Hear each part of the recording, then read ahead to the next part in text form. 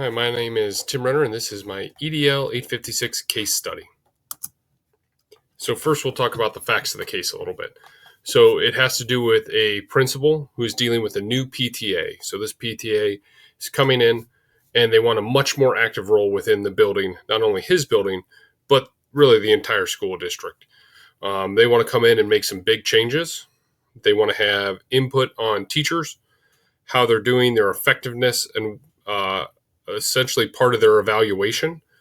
They want to come in and make curriculum decisions. Um, they don't really care about the board approved curriculum. They want to do what they feel is best. And then also decisions on different school policies. They want to be able, the PTA wants to be able to come in, collect data, and then use that data to inform their changes. And then the PTA also wants the school to be able to make presentations to them, followed up by having kind of an open classroom in which they can come in and observe. Families can come in whenever they feel like it. Just some possible legal and ethical issues. I know there could be some FERPA violations on the legal side of things with having outside people interacting with students in the classroom. Ethical issues, I feel like there's a ton of these. You have unqualified individuals trying to evaluate teachers, school curriculum, which is board approved and goes through a vetting process, suddenly could become very political, depending on the political beliefs of that new school board. And then you could also have your principals across your district, as well as staff, feel unsupported by the PTA. And this could lead to drastic changes and kind of also could put a rift between the school and the community. So, just a synthesis of what's happened. There's a new PTA organization, and they want more of a say and control in what goes on within the schools. Some missing facts I thought about as I was reading this case study. What happened to the old school board members, or not the old PTA members? Where did they go? How did they interact with the old principals? How did that principal work successfully with them previously in comparison to the new PTA members? How is the relationship between the school and the rest of the community? Is this PTA group a minority or majority of the community? And I think this is a big thing. If this is a vocal group, but it's a small group, I think in how you work with them and try to come to some common grounds is much, much different than if your entire community is like, yes, there are a ton of issues with the schools. We all want to see this radical change. And then really, what are the teachers saying? Throughout the whole thing, it was talking about the PTA and the principal, but I kept looking and wanting to know, what are the teachers thinking about this? What is their say? And then what is the PTA's specific plan of action? I know they talked about things that they hope to see happen, and that how they would like to have presentations followed by open houses, but specifically, how would they want to see everything change within the schools? So just reviewing the information a little bit, the new PTA organization wants to take a more active role, especially in the personnel department, so the teachers in the building. But I think more importantly, the curriculum is something that they're really doing. And this principal, I feel like, is really struggling. They seem to have a positive relationship with the last PTA, but is very, very concerned about these new demands.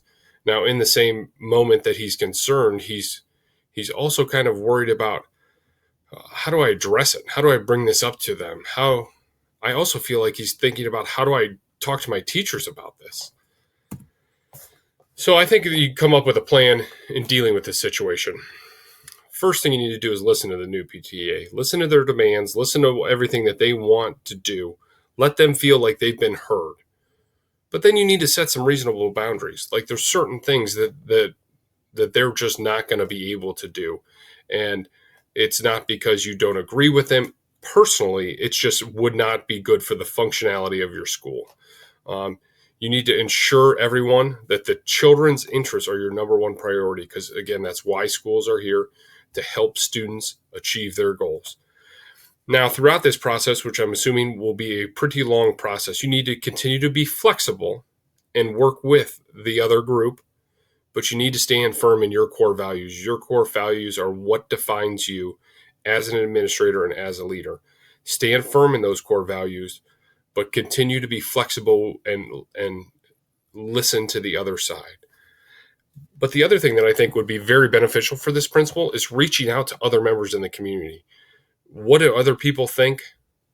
How can they help support your ideas and your beliefs in what's going on in the school? Because again, just by reading this, I don't feel like everyone is on board with this new PTA. Let's find some of the people that are very happy with the way things are going and get them involved. So here is my plan. I would hear out the new PTA, but then set those firm boundaries. They are not going to be evaluating teachers, and they cannot dictate the curriculum. The curriculum is board approved. There's a process for that, and there's a reason for it. Teachers, you're not going to evaluate teachers. What credentials and what expertise do they have in evaluating teachers? Have they ever been in a classroom? Have they ever worked within a classroom? The third thing I think they need to do is work with them. So even though I'm setting my firm boundaries, I'm going to work with you. I'm going to listen to you, and I'm going to address your concerns. What concerns do you have, and how can I help alleviate some of those concerns while still sticking to my core principles? And fourth, you got to get everybody involved. You got to get people in the school involved. You need the teachers involved. You need to get community members involved, and then you need to invite them into the school and get that school and community relationship built strong and have that firm foundation. So when you get to these difficult conversations, both sides have faith in the other side that they're doing what is right and what is best for students. So I'm going to implement this plan by having a brainstorming session with the new PTA. I'm going to bring on some teachers. I'm going to bring on different community members because I want to make sure everyone's voices are heard, including the students. I want to know what students think about this. Do they agree with having people come from outside of the schools and kind of have a say-so in what they're doing, or are they happy with the way things are going? Where could we improve? And also other school administrators, this is way too big of a job for just one principal. Then we need to come up with a plan that's most beneficial. So beneficial for the most people involved. We need to continually communicate through our challenges and review the effectiveness of our plan. Is it working? If it's not working, we need to make sure we're meeting routinely in order to iron out those problems. So some pros of my plan: all sides have input. Everybody's getting to talk to everybody. Both sides get some of what they want. And I feel like when the schools and the community have a strong relationship, students will feel supported inside the school building as well as outside the school building. Some cons is nobody gets everything. You can't have everything you want. But again, if we're doing what's best for kids, we will compromise on the we will compromise on the small issues while maintaining firmly on the important issues. And then even though we may get frustrated on working through some of these topics together, we need to make sure that we are still working together, communicating, and trying to get through those tough conversations. So just kind of my concluding statements. I think everything starts with open lines of communication. You need to be able to talk to each other. You need to understand that people are going to get upset because they're not getting exactly what they want. So when they do get upset, how can we talk through it and how can we fix this problem? Things that may happen is you may get extreme backlash from the new PTA, and this could lead kind of to a splinter between the school and the PTA. But that is the point of the communications. Continue to communicate and work well together in order to reach that common goal, which is educating the children. Who needs to know? All the stakeholders need to know. At school, your teachers, your administrators, your support staff within the building, in the community, parents of the students in the community. I want to hear from them. I want to know what those parents are thinking and how do they feel about this new conversation, and what is their input.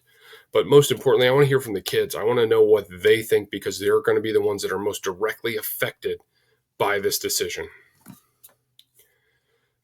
Like I stated before, I don't feel like this principal can do it alone. He needs help and he needs support. So he should reach out to those people that support him. He should reach out to other school administrators within the district. He should reach out to his teachers who back him and support them on a daily basis. And then he should also just reach out to community members who feel like, okay, I really enjoy the way you're running our schools. Well, what am I doing? And how can I tell these people that this is why I'm doing it? Have them come in, because sometimes it's nice to get that outside voice. So if the PTA is upset, having another community member talk to them about their positive experience is more beneficial than another school employee doing it. So there is a chance that this plan doesn't work. Well, if the plan doesn't work, you can't give up. You got to try again. But we need to approach things from a different angle. Now, when we are continuing to approach things from a different angle, that's okay, but we need to make sure we stand firm in our core values, which is doing what is best for students. And in order to do what is best for students, we need to stand fast to these principles. And so I think that is the most important thing, is making sure that when in doubt, when you're having that tough conversation, when you're having those arguments, you're having those major disagreements, coming to the common understanding that in the end, guys, we're doing what is best for the kids, and that's where the final decision is going to lie. Thank you for listening to my presentation.